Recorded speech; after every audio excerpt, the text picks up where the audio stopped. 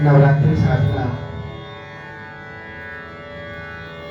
का आज प्रथम दिवस है।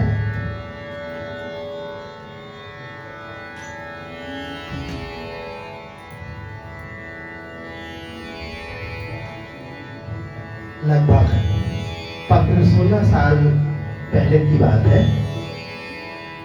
थोड़ा सा बेस कम करो। लगभग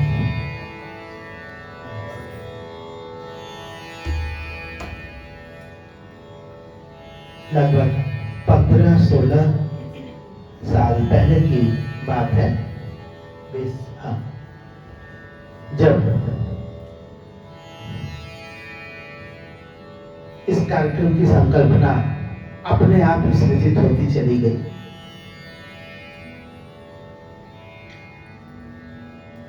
नवरात्रि में अपने फ्लैट में बैठ करके 9 दिन गाना, किसी तबले के कलाकार को बुला करके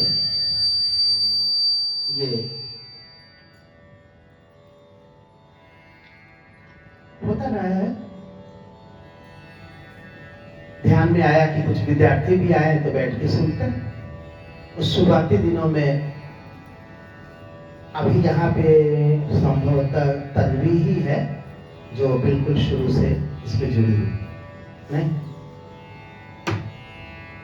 तब शुरू में मैंने कहा था कि जब मन हो तो आ सकते हो। उस समय 8 बजे 7 बजे 8 बजे के आसपास बैठते।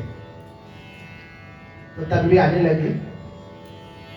उसके बाद धीरे धीरे तन्वी की माँ आज बैठी है पीछे, श्रीमती कल्पना भट्टाचार्य जी, वो भी आते थे। काफी दिनों तक आई और भी लोग आते गए, लेकिन पुराने लोग अब बहुत उस समय के लोग यहाँ पे हैं नहीं।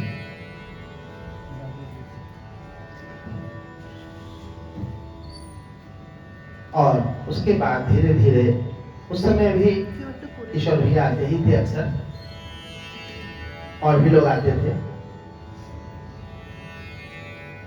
धीरे धीरे ये लोकप्रिय होता चला गया। लोग ज्यादा संख्या में आने लग गए। कई विद्यार्थियों को पता चला, वे भी आने लग गए। उस समय कोई गुरुकुल ग्रुप नहीं होता था। सूचना आपसी बातचीत में ही लोगों को मिलता था। और मुझे लगा कि चलो प्रतिपदा से लेकर के पंचमी तक तो लोग आएंगे। और समय जो भी आते थे ज्यादातर बंग समाज के लोग थे, बंगाली थे। तो हमें लगा था कि त्योहार का दिन आएगा, आपको आएगा। लेकिन हमें याद है कि षष्ठी, सप्तमी, अष्टमी, नवमी तक सारे लोग नया नया कपड़ा पहन करके आने लग गए। सुनने के बाद ही घूमने जाया करते थे। ये क्रेज हुआ करता था। और एक समय ऐसा हुआ कि इतने ज्यादा लोग आने लग गए कि हमें लगने लगा कि फ्लैट में कहाँ बैठाएंगे, क्या करेंगे। कुछ ज्यादा ही भीड़ आने लगती थी।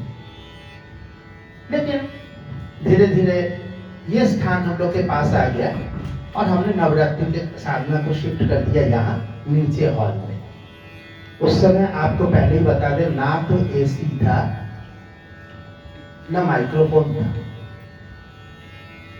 अभी मैं कई रिकॉर्डिंग में शिल्पायन के चैनल में सुन रहा था जिसमें दोनों ही नहीं था। एसी पहली बार लगा है 15 अप्रैल 2016 को। आप कहेंगे डेट कैसे याद रखे आप? फेसबुक की कृपा से। फेसबुक से हमने पूछा एयर कंडीशनर शिल्पायन, छोटा खोज काट के दे दिया। जिन खोजा दिन पाएंगे। थोड़ा सा देखो। तो जब 15 अप्रैल 2016 को ये एसी वगैरह लगा, लोग के बैठने की सुविधाएं हुई, उससे पहले की स्थिति ये थी कि आप अगर अभी भी वो वीडियोस देखेंगे, ज्यादा तो नहीं है, पुराने वीडियोस बहुत उड़ चुके हैं, खत्म हो चुके हैं, लेकिन कुछ कुछ है जिसमें भी आपको एसी ना दिखे, अंधेरा सा दिखे, तो आप सोचेंगे कि ये वीडियो देखने से क्या फायदा। लेकिन वीडियो देखने के लिए नहीं है, आप उस परिस्थिति को समझने की कोशिश करिए। वो परिस्थिति दुखद नहीं था, बहुत आनंददायक था। छोटा सा एक लाइट जलता था साइड से, उसी से फोकस आता था। सारे श्रोता अंधेरे में बैठे रहते थे, बिल्कुल अंधेरा। हमको पता नहीं चल पाता था कि उधर कौन लोग हैं, उन्हें सुनाई दे भी रहा है कि नहीं, क्योंकि एक लाइट केवल मुंह पे आती थी। और चूंकि एसी नहीं लगा था तो खिड़की भी खोले जाते थे, और इतनी भीड़ हो जाती थी कि बाहर जो स्कूटर्स लगे होते थे उसमें भी लोग बैठते थे। सामने दरवाजे के उस पार सीढ़ी था, सीढ़ी में लोग बैठते थे। यह स्थिति हो जाती थी। आज ऐसी स्थिति नहीं है। उस समय से शिल्पायन की संख्या, शिल्पायन में विद्यार्थियों की संख्या दोगुनी हो चुकी है, लेकिन यहाँ आने वालों की संख्या आधी हो गई। अच्छा, एक चीज ये कमी आ गई। दूसरी कमी नहीं, जैसे बता रहे कि परिस्थिति में परिवर्तन। एक समय में लोगों को बैठने की जगह नहीं होती थी, और जब मैंने एसी लगा करके खिड़कियां बंद कर दी तो अंदर इतनी भीड़ हो जाती थी। 7 बजे कार्यक्रम होना होता था, हम 7:05 पर एक पीले रंग का बोर्ड बनाया गया था जिसमें एक और क्लोज्ड लिखा रहता था और दूसरी ओर ओपन। इंस्ट्रक्शन था कि ओपन दिखे तो अंदर आना, क्लोज लिखा होगा तो खटखटाना भी। और उसमें से कई लोगों को वापस जाना पड़ा है, कई लोगों को बाहर लगा दिया जाता था, क्योंकि इतनी भीड़ भी हो जाती थी कि अंदर दरवाजा खुले ही ना कि अंदर जाए कैसे। आप कल्पना कर सकते हैं। उससे थोड़ा सा बड़ा ये हॉल जरूर है, लेकिन शिल्पायन के विद्यार्थियों की संख्या दोगुनी हो चुकी है। इसके बावजूद अब वो उत्साह नहीं दिखता। या तो उस समय के लोग पढ़ाई नहीं करते थे, आजकल बहुत बहाने, एग्जाम है, पढ़ाई, घर दूर है। उस समय सबके घर नजदीक हुआ करते थे, क्या एग्जाम कोई पढ़ाई तो करता नहीं था। कोई एक चीज है जिसने हम लोगों को के बीच में दरमियान एक चीज आई है, और वो एक सुविधा है, लाइव। लोग समझते हैं कि लाइव में लोग देख रहे होंगे, कुछ लोग जरूर देख रहे होते हैं। ज्यादातर लोग लगा तो देते हैं, लेकिन बहुत देर तक टिक भी नहीं पाते। मैं देखता हूँ 10-12 लोग हार्डली ऑनलाइन हो जाते हैं, उससे क्या दिया। कोई बोलता है हम गुरु जी देखते हैं, हमेशा देखते हैं। हमें पता है कितना देखते होंगे, बाद में थोड़ा 1-2 मिनट देख करके बताते गुरु जी देखा था। धोखा गुरु जी को नहीं, अपने आप को दे रहे हैं। अच्छी तरह समझ लेना इस बात को। अब आप कहेंगे इसका फर्क क्या पड़ा? देखते नहीं आते, पता है हमसे भी कोई फर्क नहीं पड़ता, यहाँ क्या फर्क पड़ेगा? फर्क ये पड़ गया है कि एक समय में मारामारी मचती थी 100 लोगों में से कि कौन गाएगा और कौन नहीं गाएगा। जिसको मौका नहीं मिलता था वो परेशान हो जाता था, वो उसको क्यों मिला, मुझे क्यों नहीं। आज भागते गाओगे? बोले जी अभी नहीं, 15 दिन, 2 हफ्ता। ऐसा भी केस हुआ है कि बहुत प्रोग्राम फिक्स हो गए सुबह बनारस में, वो आ गया कि बहुत बीमार है, पता किया गया तो बीमार नहीं है, रियाज नहीं था तो मना कर दिया। ये सब आजकल चलने लगा है बहुत। अभी अभी हाल में भी घटनाएं हुई है, पता तो चल ही जाता है, झूठ कहाँ छुपेगा। तो ये जो गुणात्मक जो परिवर्तन आया, हम जो गिरते जा रहे हैं, दोनों ही एक दूसरे से रिलेटेड होना चाहिए। सुनने के लिए उत्साह का ना होना, संगीत से जुड़ाव का उत्साह ना होना, एक्साइटमेंट की कमी, और साथ में अपना प्रोग्रेस भी कम, ये दोनों कहीं ना कहीं एक दूसरे को जोड़ता है। हम इसको ब्रिज करना चाहते हैं, आज भी चाहते हैं कि संगीत के साथ उत्साह के साथ जुड़े, डर के मारे नहीं। गुरु जी क्या बोलेंगे, घर वाले क्या सोचेंगे, वो सब छोड़ दीजिए। मन करे तो जरूर जुड़िए, जरूर आइए। जैसे कुछ बच्चे बोलते पापा ले ही नहीं जाते। अच्छा, पापा ले नहीं जाते, लेकिन जब पापा को आप जिद करते कि वाटर पार्क तो हमको जाना ही जाना है, तो पापा तो ले जाते हैं वाटर पार्क। उस रेस्टोरेंट में हमको आज KFC में खाना है, पापा ले ही जाते हैं। तो ये जिद क्यों नहीं करते कि आज हमें शिल्पायन में जाना ही जाना है? बहुत सारे बच्चे नहीं जिद करते, पापा शिल्पायन जाने दे बेटा। अच्छा ठीक है, अच्छे बच्चे। पापा वाटर पार्क, नहीं बेटा नहीं, हम तो जाएंगे ही, चाहे कुछ भी हो जाए। तो ये जो एटीट्यूड का फर्क है, ये कहीं ना कहीं स्थिति आ गई है कि जिसको गाने के लिए बोलो वही मना करने लगता है। हम लोग को एक समय सुबह बनस वाले डेट देते नहीं थे, आज दे रहे हैं तो हम लोग कलाकार की कमी हो गई है, मना करना पड़ता है, डेट वापस कर देते। अभी तुम लोग कितना रिपीट कराएंगे? हर दूसरे महीने में किसी किसके ऐसे कलाकार रखते हैं जो हर दूसरे महीने उसको गवाना पड़ रहा है। तो ये तो नहीं होना चाहिए ना, सबको मौका मिलना है। वही घूम फिर के वही दो चार लोग, वही दो चार लोग, अरे भाई कितने गाएंगे सब, और लोग क्या करेंगे? तो जो कमी है उसको महसूस करिए। वो महसूस रियाज की कमी खाली नहीं है, रियाज तो कम है ही, उसके साथ साथ रियाज क्यों कम है, प्रोग्रेस क्यों नहीं हो रहा है? क्योंकि हमारा राग के साथ अनुराग वो कम हो रहा है, प्यार कम हो रहा है।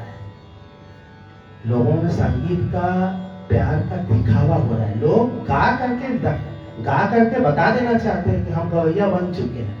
कभी कभी आप जाइए, इंस्टा पे जाइए, फेसबुक में जाइए, कुछ गाना सुनकर के आपको लगेगा कि इसकी हिम्मत कैसे बढ़ी। सबको सामने गाना लगा करके बता भी रहा है कि, और नीचे कुछ लोग लिख भी रहे हैं पूरा आसमान छू ले। यहाँ वो अभी खड़े ही नहीं हो पाया सीधे जमीन पर, वो आसमान छूने के लिए उसको आशीर्वाद लोग देने लगते, छा गए ब्रो। तो छा गए ब्रो के जमाने में उनके सब खुश भी हो जाते हैं, ब्रो लोग इतना खुश भी हो जाते हैं, छत पे खड़े होकर के गाना गा के सोचे कि हम तो हो गए आज।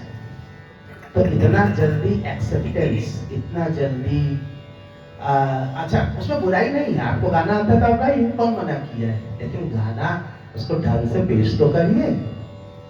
किसी को बुला करके कच्चा आलू और कच्चा पपीता नहीं ना खिला देंगे, उसको कुछ तो बनाएंगे ना।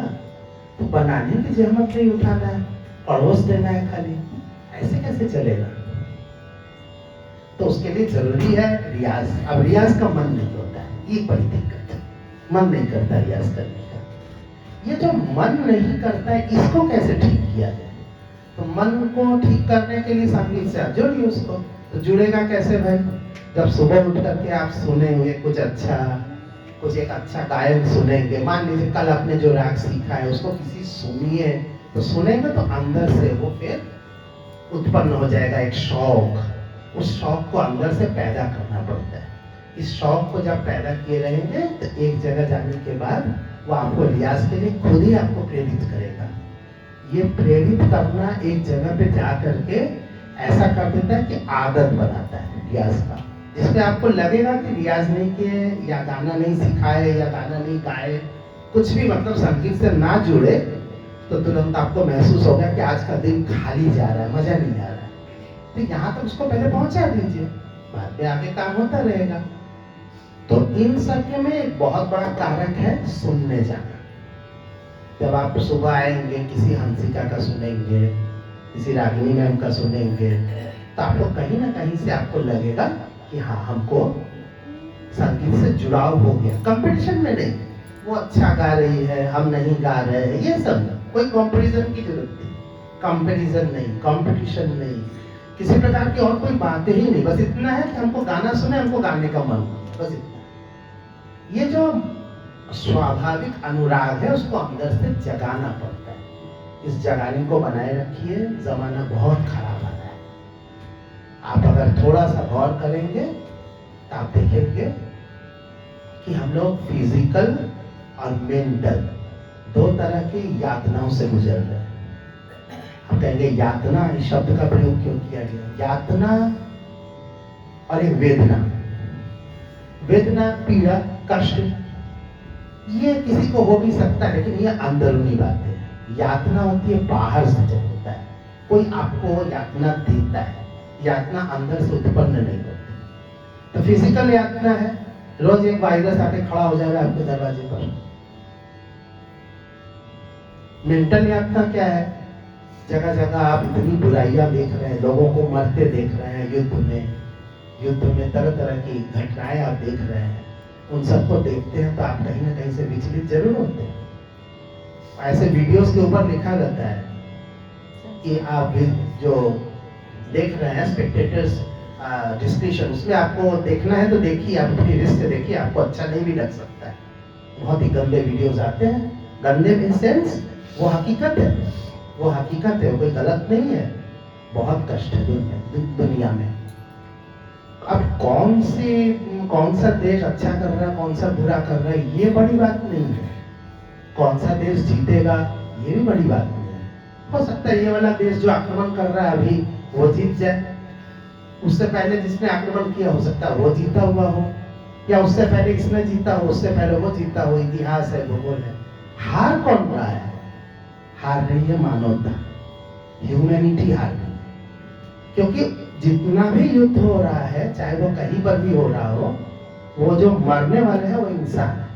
इंसानियत मर रही है, इंसान मर रहा है।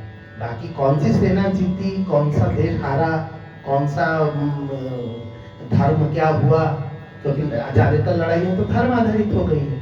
एक धर्म से दूसरे धर्म की लड़ाई आपको दिखाई देती है।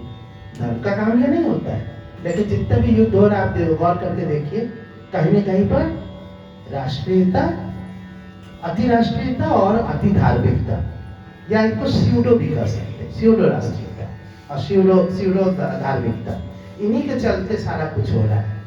तो इनके चलते जो खराबियां आ रही हैं उनको आप इनकार नहीं कर सकती। आपको मानसिक यातना और निर्यात उसको देता है। इस यातना से आपको मुक्त होना है तो संगीत में जाइए, संगीत में आपको करना पड़ेगा।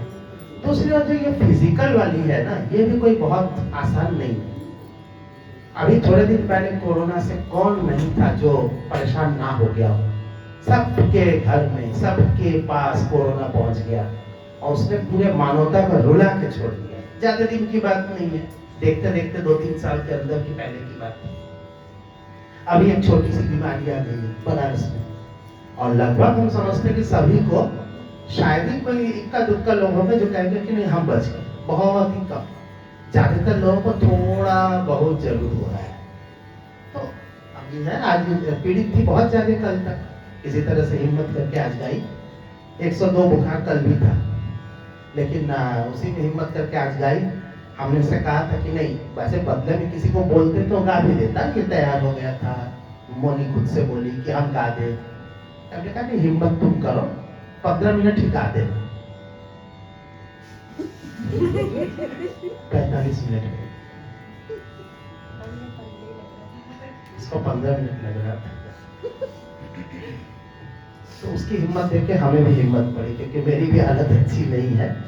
पिछले 5 दिन से बहुत हल्की सी बुखार है, ज्यादा नहीं है, लेकिन इतनी छोटी सी बीमारी में इतना कमजोरी आ सकता है हमारे, उसके बाहर का है। जैसे लग रहा है कि कुछ हम करने ही लायक ना हो। जब बैठ रहे हैं तो इसे सुन हो जाता, पहले पूरा सुन। इस समय हमारा पूरा जुनून चल गया, खाली बैठे, जबकि हम घंटों बैठे कुछ नहीं होता।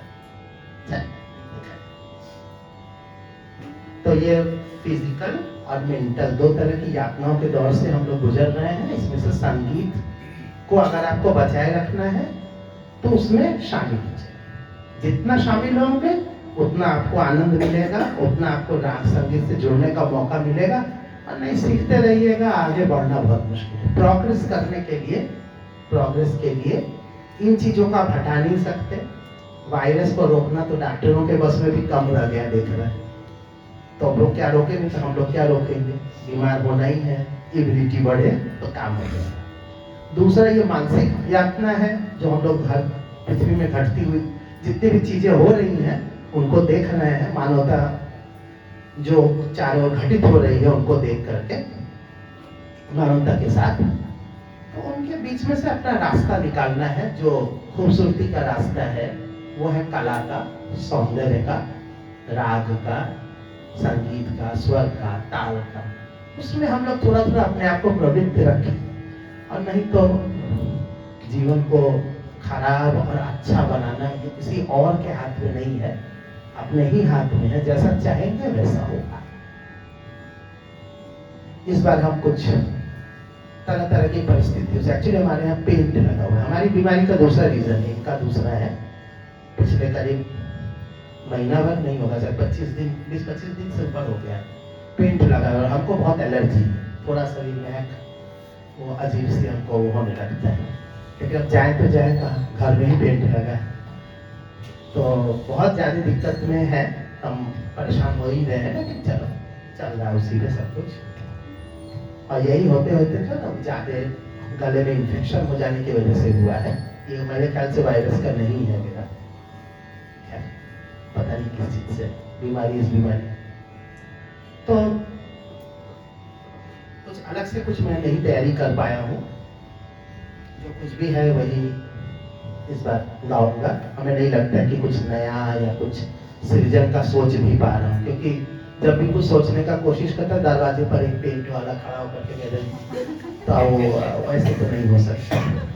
और जाके अपने से भाग के कहाँ जाऊंगा, कहीं जा नहीं सकता।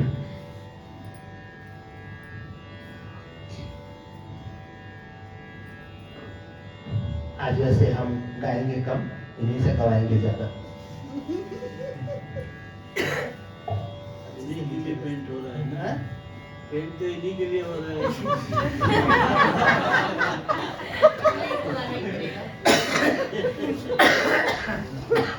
हर पाई पे इसी को करनी पड़ेगी। ये तो भागे हुए हैं।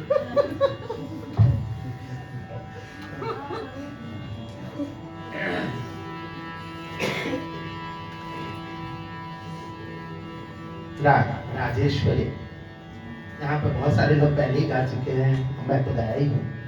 मैंने देखा कि ये मैंने लगभग 2014-15 के आसपास गाया था, काफी पहले गाया। हमने सोचा इस बार गाते हैं।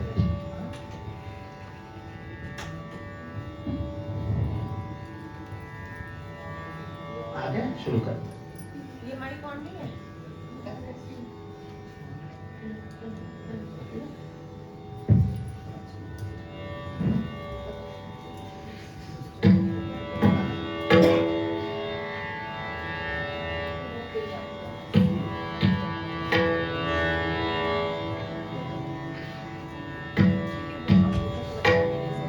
आ